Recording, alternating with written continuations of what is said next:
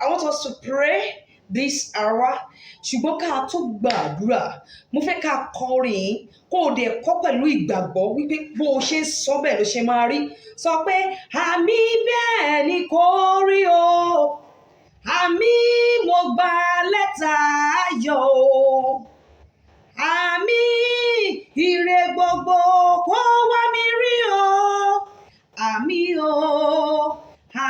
Hallelujah. Mo fẹ́ sọ sínú ayé àwọn ènìyàn 21. Ìrètí ìran rẹ ò gbà rí. Lórúkọ Jésù bó ṣe ń ṣàmì ọ̀run gbélé ẹ lọ́wọ́. Kọ́ńtrátì rere, àánú tí ò kọ́mọ̀. Lórúkọ Jésù, Ọlọ́run tó dá ọ̀rọ̀ òun ayé. Lórúkọ Jésù, ó yá lọ gba ire náà.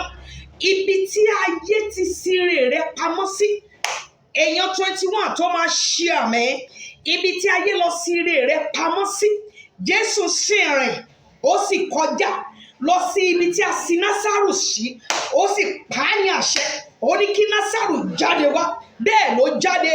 Tí àṣẹ náà, mo lu àṣẹ náà lónìí. Ibikíbi tí a sire rẹ sí lórúkọ Jésù kó jáde wá fún ọ. Bí Jésù sọ wípé kí a tú Násárù. Ó ní ẹ tú aṣọ kúrò lórí ẹ̀. Aṣọ ìbànújẹ́, aṣọ ẹ̀gàn, aṣọ ọ̀fọ̀, aṣọ òṣì, aṣọ kòkákòtó, aṣọ àṣetì, èyí tí ayé gbé wọ̀. Ẹni tó lè ṣàmì yẹn tà lórúkọ Jésù ọ̀run fàyà lára rẹ̀. Lórúkọ Jésù ó yá kó máa fàyà. Ó yá kọrin yẹn lẹ́ẹ̀kan sí wípé àmì bẹ́ẹ̀ ni kò rí o. Àmì mo gba lẹ́tà ayọ̀ o. Àmì ire gbogbo kó wá mi rí o. Àmì o. Hallelujah. Ó yá bẹ́ẹ̀ sì máa sọ sínú ayé rẹ̀. Ó yá ìjáde rẹ̀ kó kore.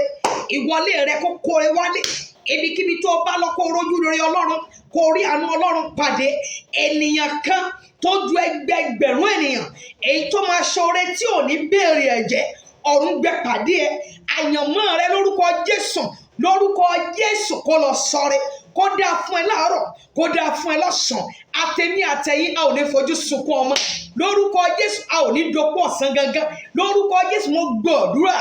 Ẹ̀wọ́ tó ń béèrè ohun rere nínú ọdún 2022 yìí, lórúkọ Jésù ọ̀run yọ̀ǹdẹ̀ fún ẹ. Ilẹ̀kùn ayọ̀, ilẹ̀kùn ìgbéga, ilẹ̀kùn ojú rere, lórúkọ Jésù ọ̀run ṣí fún ọ.